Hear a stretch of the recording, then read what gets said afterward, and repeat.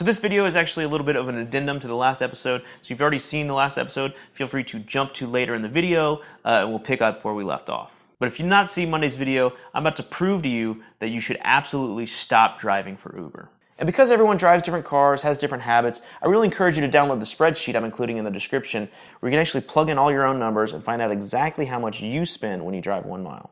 All the work's done for you, you just got to plug in your own numbers. So the gig economy is relatively new.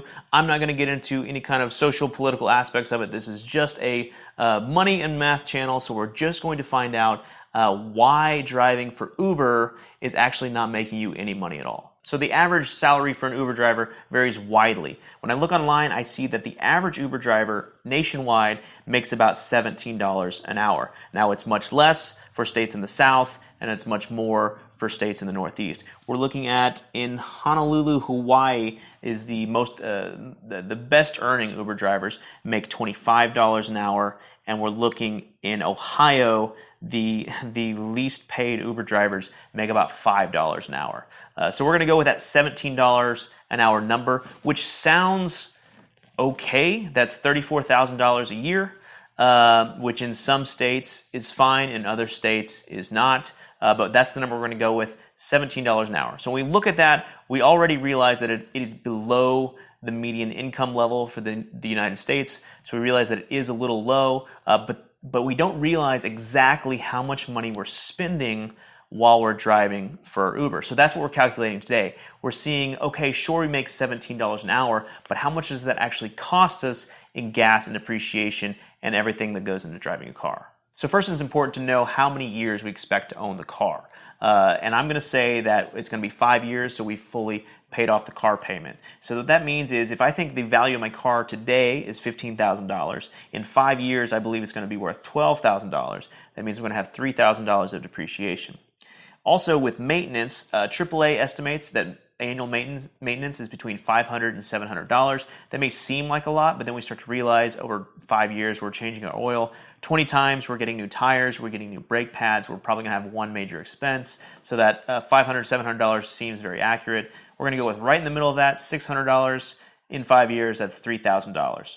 So we take that cost and we divide it by the total miles we expect to drive over those 5 years. So it's going to be 5 times the average, national average, U.S. national average miles driven, 13,476. If you live in Europe or elsewhere in the world, that number is probably a lot lower. Americans really like our cars. So that means the total cost of depreciation and maintenance is looking at just about 9 cents per mile. And we also have gas. I'm going to say, and this is important also with Uber, are you driving mostly really short trips in the city, or do you happen to be driving maybe to the airport and back, and it's city miles and highway miles? So for this, that's really an important difference to make. So make sure you plug in your numbers there. I'm going to say I'm an Uber driver who happens to be driving some in the city, but also maybe to the airport and back. So I'm going to use the average for my car, which is 27 miles per gallon. If I was using city mileage, it would be closer to 17 or 18, something like that. So it would be a lot more costly in gas. But I'm going to say 27 miles per gallon. I'm going to say $2.75 per gallon is the average price of gas right now. So that means the cost of gas per mile is just about 10 cents. So total, the cost of driving is going to be 19 cents per mile. And keep in mind, if you don't live in the U.S., you're using kilometers, you're using liters, that's totally fine. The math is going to stay the same. Just make sure you are consistent with your units. So use kilometers all the way through, use kilometer per liter, and things of that nature. So as long as you're consistent with the units, the price will be the same. So we need to know how many miles are we driving per hour. Well, if we're an Uber driver, I'm going to assume it's somewhere between 20 and 30. That sounds reasonable. If you're driving 20 miles per hour, it's probably going to be those city miles that we were talking about, which are more expensive.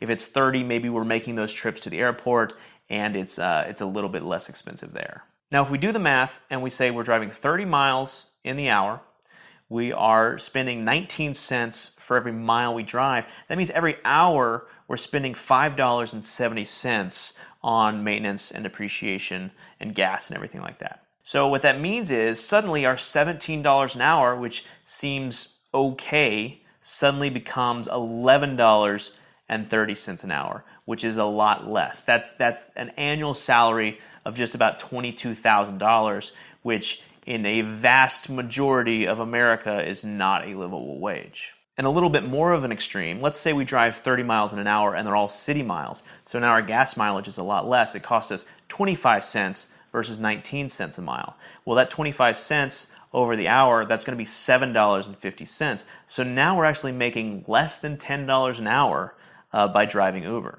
Now, it is important to note that there are some slight tax benefits to driving for Uber. We can actually write off a portion of our car payments and gas and things like that.